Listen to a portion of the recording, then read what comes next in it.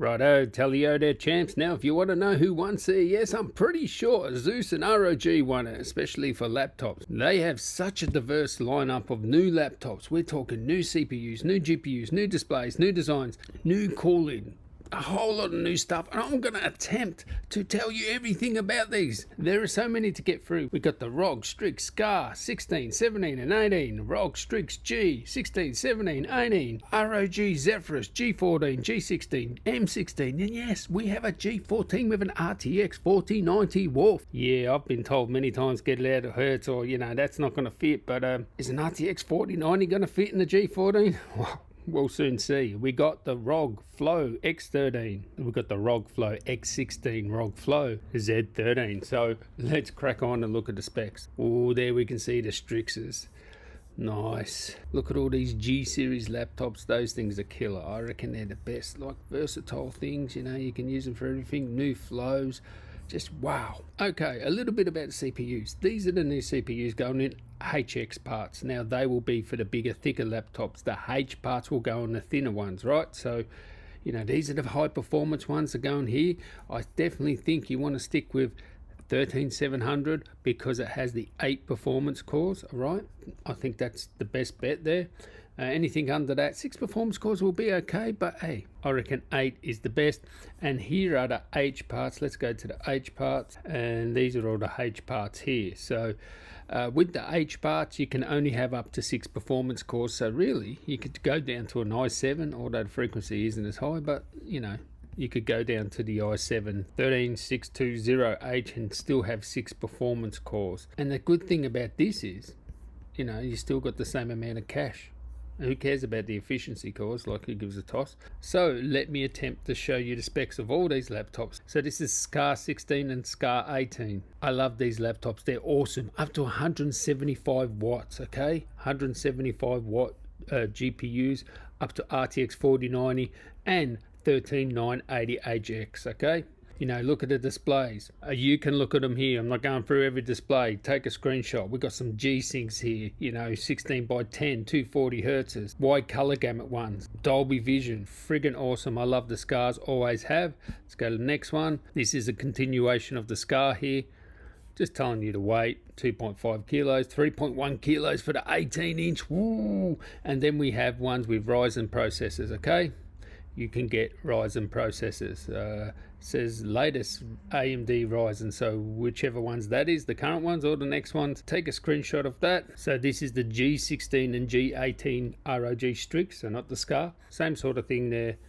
Same sort of CPUs and GPUs, 175 watts there. Lots of display options there. Thunderbolt, as you'd expect. Next we have the Zephyrus M16. Okay, so big difference here.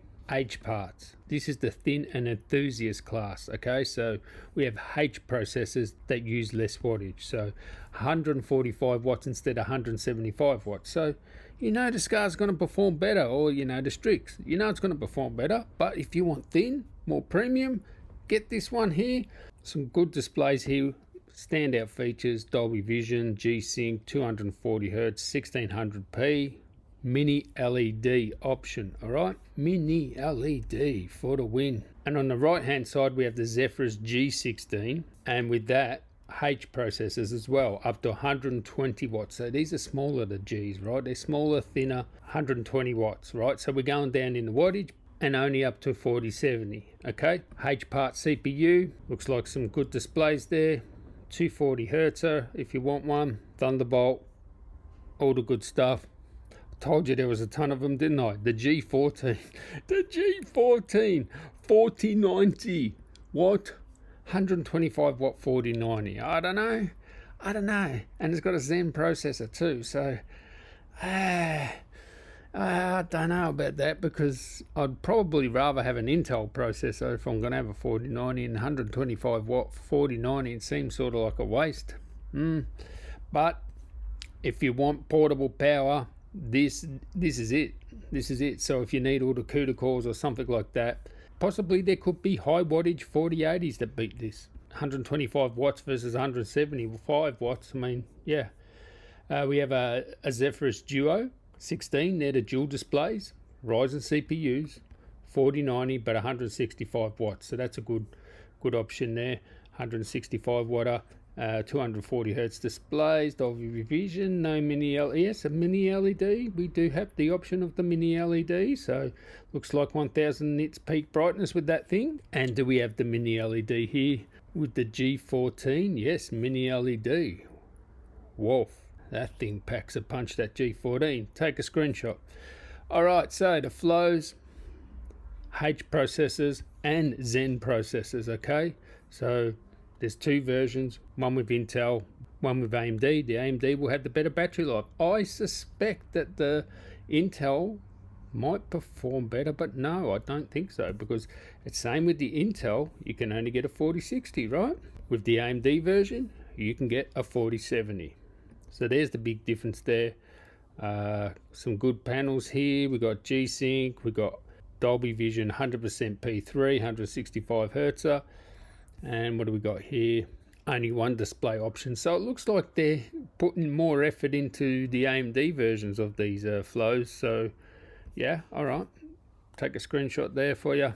Here's the Flow X16 and XG Mobile. So the XG Mobile is the GPU and it's a 4090, 150 watt TGP.